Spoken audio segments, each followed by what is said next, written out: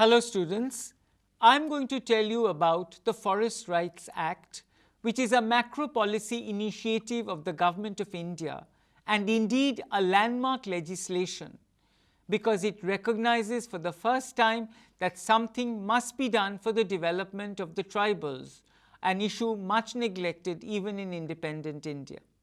You know that the Constitution of India testifies to the welfare commitment of the Indian state. But as Bordone notes, in many parts of India, the poor have started questioning with slowly growing assertiveness what has been one of history's most well-entrenched and ornately elaborate ideological systems of legitimizing inequality and exploitation. So this exploitation and inequality that was spawned by the British has got aggravated even in independent India, necessitating this landmark legislation. The questioning becomes more acute with the expansion of the market nexus. Even in situations where the state is apt to neglect its welfare commitment, such turmoil from below and messy politics in an open and burgeoning polity like India can go a long way in prodding the state to live up to its welfare commitment. The case of the emergence of the Forest Rights Act bears testimony to this, and therein lies its significance.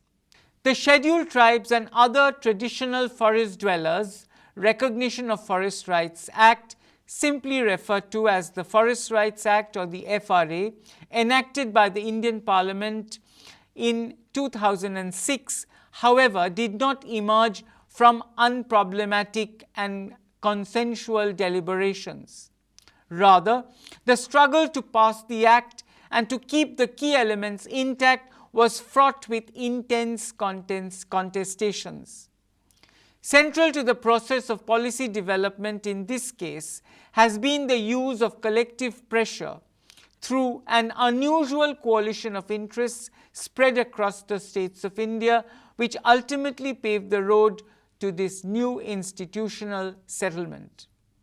The case of the FRA throws light on the importance of protest or campaign politics in India and the simultaneous importance of activists to form effective coalitions involving individuals and groups in order to influence the course of legislation. While the preponderance of politics in matters of economic decision-making gets highlighted in this politics of the FRA, the process underlying the legislation reveals the multi-actor and multi-layered, of course, given the federal structure of India, the nature of the Indian state, and the significant role of interstate politics in promoting or thwarting pro-poor institutions. And for all these reasons, the FRA becomes an extremely significant piece of legislation in independent India. What was the context? The question of the poverty-stricken tribals, particularly the issue of their vulnerability, even after so many decades of India's independence, cannot be ignored. The process of pro-poor welfare legislation as embodied by the Act reveals the engagement of a multiplicity of key actors, each trying to negotiate at the highest levels of decision-making in a bid to steer the legislation in its favor, or even with some segments to sabotage it altogether. And that is why I have referred at the very outset to the intense contestations that underline the FRA. The nature of the negotiation process and the contestations through which the Act was finally given shape reveals the fragmented character of the Indian state. We must also consider at the very outset the reason behind this legislation, and that is definitely a lot to do with the vulnerability of the tribals and the forest dwellers. The history of tribes and other forest dwellers inhabiting this part of the continent is a history of exploitation and extortion that has continued for ages, assuming particular intensity during the British, who virtually indulged in a rape of India. During the post-independence period, the scheduled tribes were provided with certain constitutional safeguards, including reservation in government jobs and separate administrative structures wherever possible. For instance, under the 6th schedule of the Constitution, the entire state has a different set of governance provisions, provided that state is inhabited predominantly by scheduled tribes. The 5th schedule is applicable at the district level and provides for administration and control of scheduled areas, and gives powers to the governors to make regulations for peace and good governance of the scheduled areas inhabited by the scheduled tribes. We have also read extravagantly about the deprivation of tribals down the ages.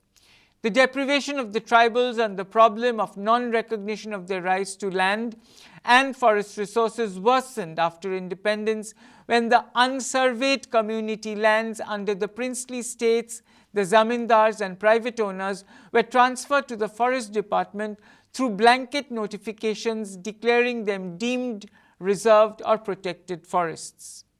The march of independent India in the direction of industrialization and progress also brought about new threats for the tribals and the forest dwellers, who became pawns ready to be sacrificed at the altar of development and modernization.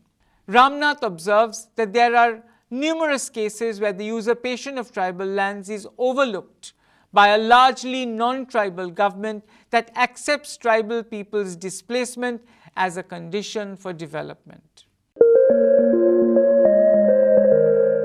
Indeed, the interests of the tribals have been bypassed. After independence, an influential conservation lobby ensured that the colonial legacy of a regimented forest service was vested with the task of protecting India's biological diversity.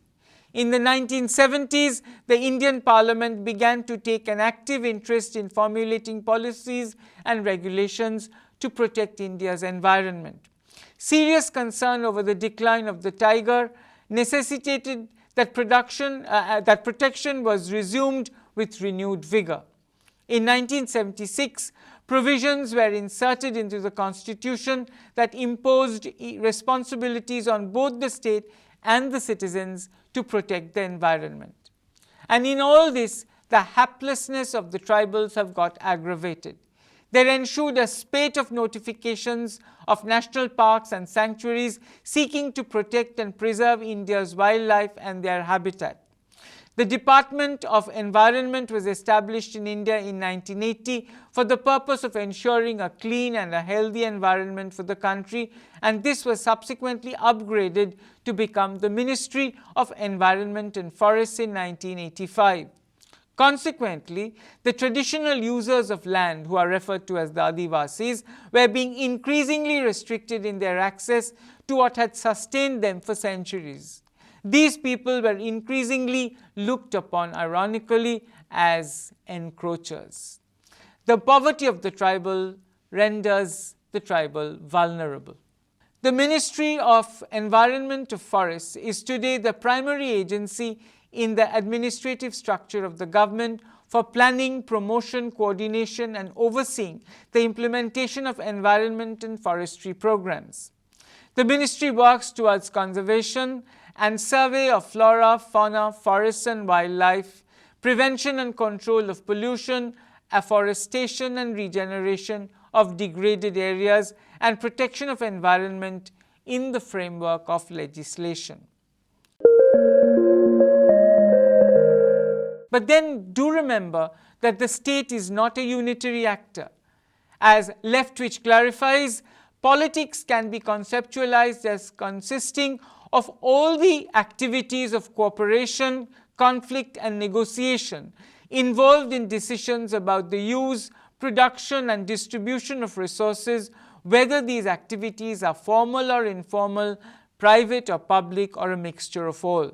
Thus, every legislation, every policy carries behind it a larger story about the contestations and lobbying carried out by various actors, both governmental and non-governmental, including the influence exercised by something as amorphous as public opinion. It is therefore important not to conceive of the state as any kind of neutral administrative agency, nor simply in terms of its capacity for public governance. On the contrary, the state is a set of interrelated institutions and organizations shaped and driven by political forces and processes.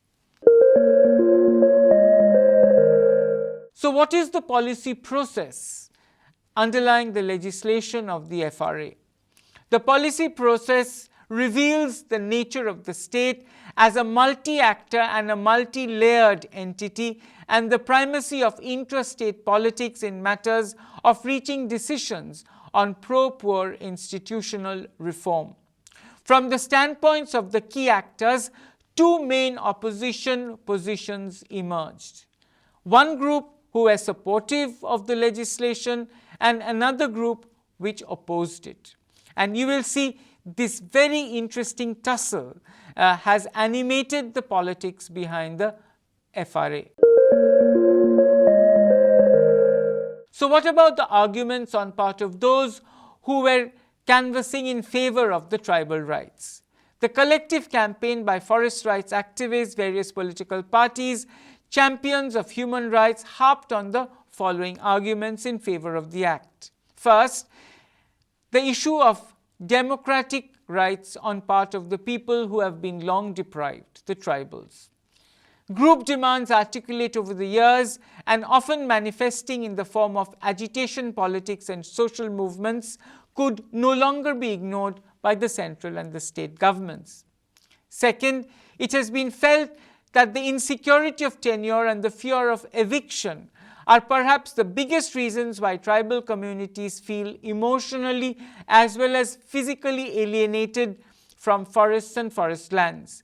The Act is therefore welcomed as a means of poverty alleviation of the tribals.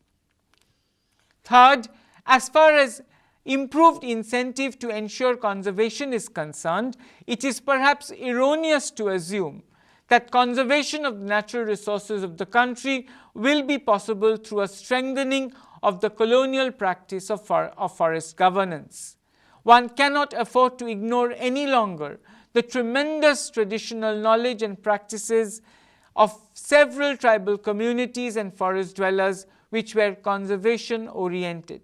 So, this Act will actually ensure that state forests gradually give way to people's forests, with tribals taking care of their own lands.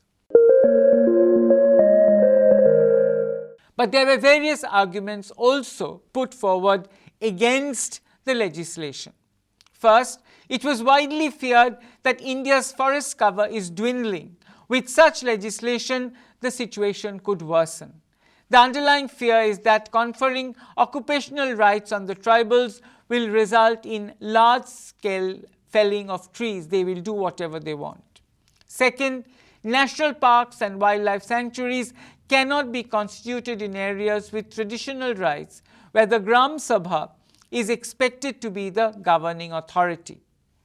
Third, conservatist fundamentalists in particular remain worried by the legislation because they feel it would sound the death knell for the tiger population and even the biodiversity of the country. So this right might stand in the way of conservation of the tiger population, which is a top priority. Fourth, it was felt that such legislation would result in irrational distribution of forest lands to tribal families and communities. Within the village, social tensions may arise if certain communities are not granted the status of a scheduled tribe. Fifth, the Act provides for the ceiling of occupation of forest lands for purpose of recognition of forest rights to the area under actual occupation and in no case exceeding an area of 4 hectares. But this will be practically impossible to monitor in case of communities which practice shifting or jhum cultivation. But despite these attempts to sabotage the passage of the Act on part of the anti-legislation activists, the FRA did see the light of day, and that is no mean achievement on part of the Government of India. A significant feature of the revised bill and subsequently the Act, which resulted from the incorporation of a joint parliamentary committee recommendation, was an expansion of the beneficiaries of the Act to include other traditional forest dwellers alongside the Adivasis or the scheduled tribes.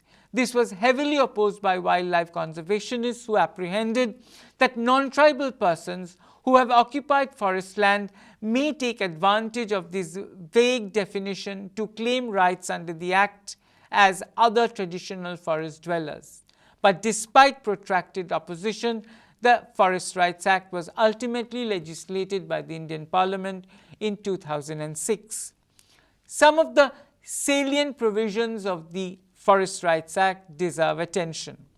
The Act recognizes and vests forest rights and occupation in forest land in forest-dwelling scheduled tribes and other traditional forest dwellers who have been residing in such forests for generations, but whose rights have never been recorded.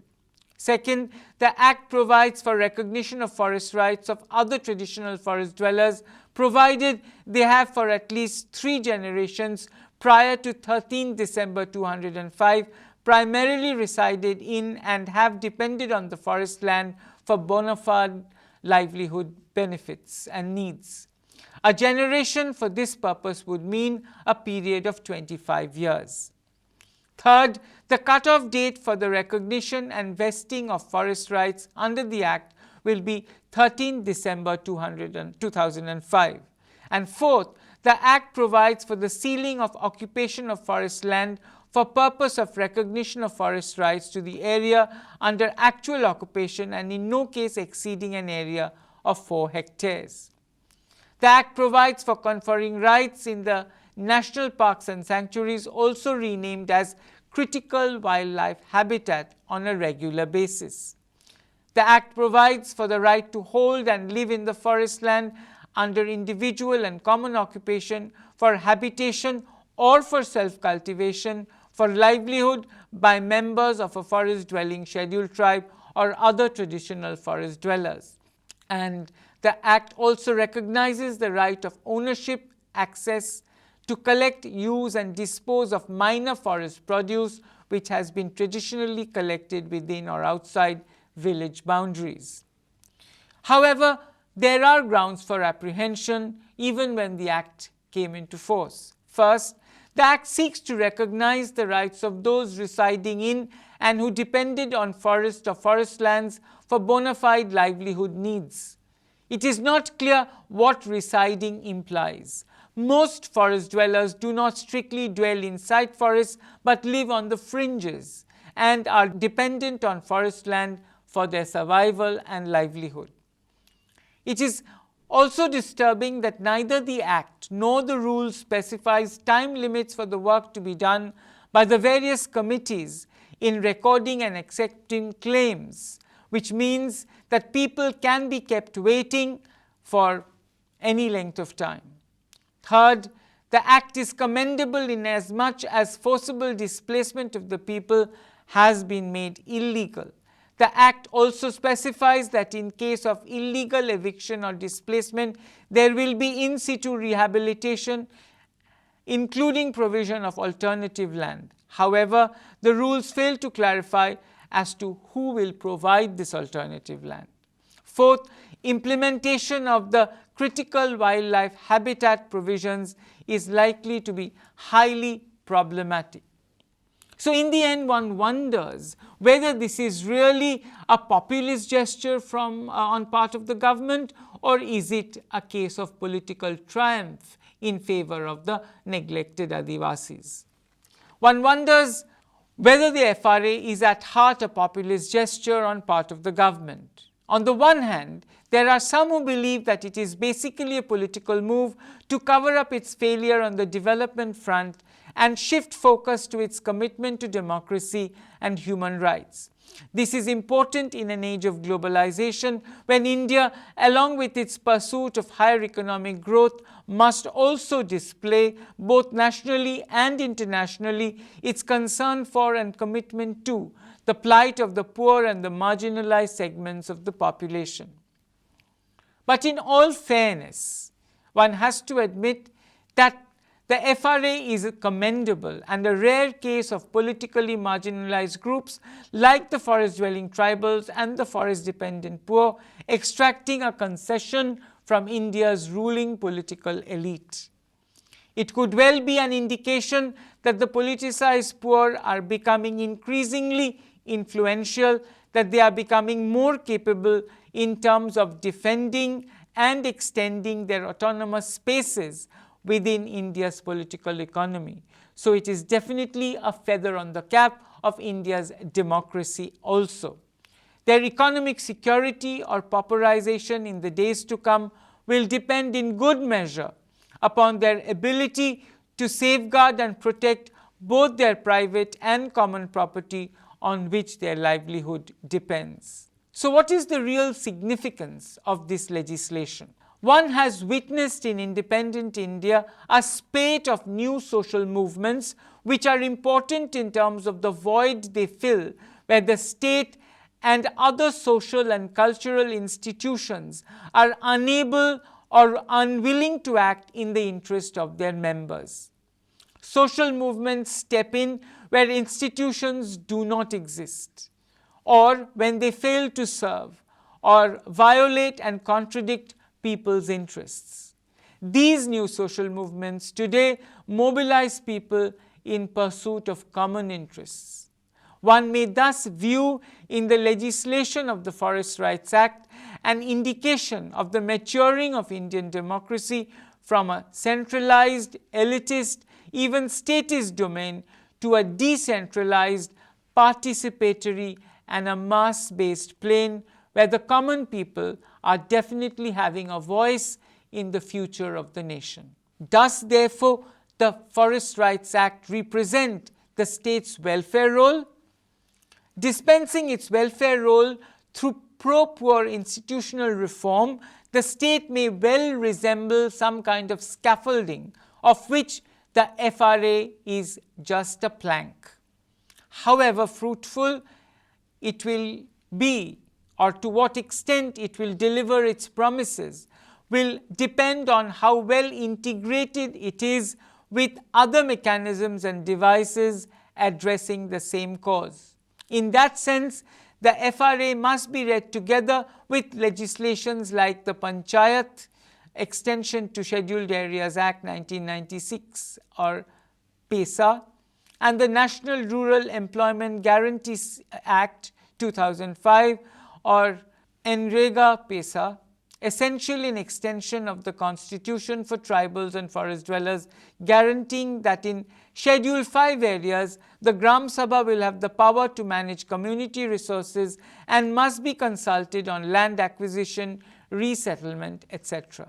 But then we understand that the FRA is necessary but not sufficient. Indeed, the contents of the FRA hold vital implications for the lives of the tribals and the forest dwellers of India.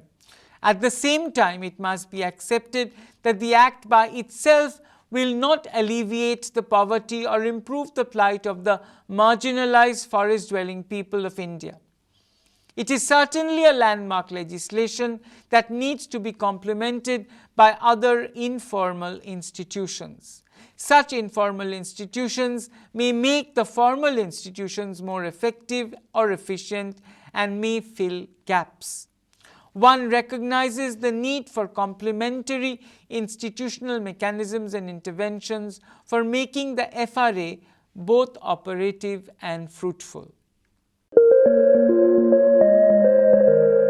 So there is clearly need for complementary legislation, and this is highlighted by the case of the FRA. First, government clearance will not be enough for starting industrial and developmental projects in the forest. It will be mandatory to get the approval of the tribals who live in these forests. Second, a major difficulty in implementing the Act could well be the lack of awareness among the local people about their legitimate rights, claims, and entitlements. This aspect is crucial for processing claims. Third, a major hindrance on the path of effective implementation of the FRA is the dismal state of land records. There is lack of accurate and reliable information about actual forest cover. So there is definitely need for orientation. Alongside the measures that I have just enumerated, one must also remember that the FRA as an institutional intervention entails a change in the rules of the game. Don't forget, the forest bureaucracy has so long held a domineering position in matters related to land and forests in India. Under the FRA, clearly such domination of the Forest Department stands challenged, and this calls for reorientation, perhaps some kind of an attitudinal change on part of the forest bureaucracy. And finally, the need for better coordination mechanisms have also to be put in place between the central and the state governments, and the experience among states with regard to the implementation of the Act have been quite diverse and disparate. So what has worked well in one state has not necessarily been replicated or echoed by another. And this diversity across Indian states needs to be kept in consideration. There is definitely need, therefore, for better coordination between the centre and the states. The case of the FRA clearly suggests that in the absence of proper and sustained coordination between the centre and the states, the difficulties involved in the task of implementing such legislations will considerably increase. The FRA is no doubt pregnant with many promises for the scheduled tribes and other traditional forest dwellers of India. But then it is easy to proclaim people's rights on paper. Corresponding institutional changes will have to be initiated to make the promises on part of the FRA a reality for those for whom it has been designed. So the FRA is definitely a necessary intervention.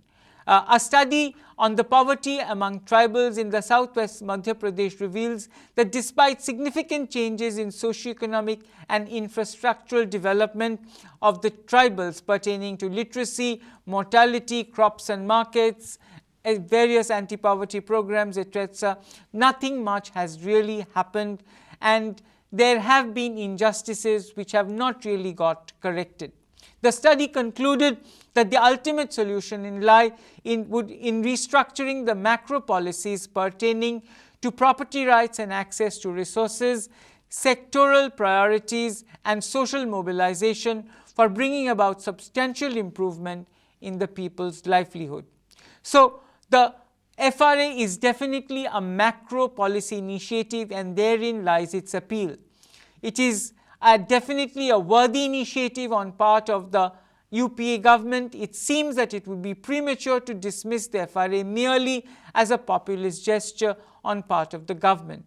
And even if it is, the contents of the FRA hold vital implications for the lives of the tribals and the forest dwellers of India.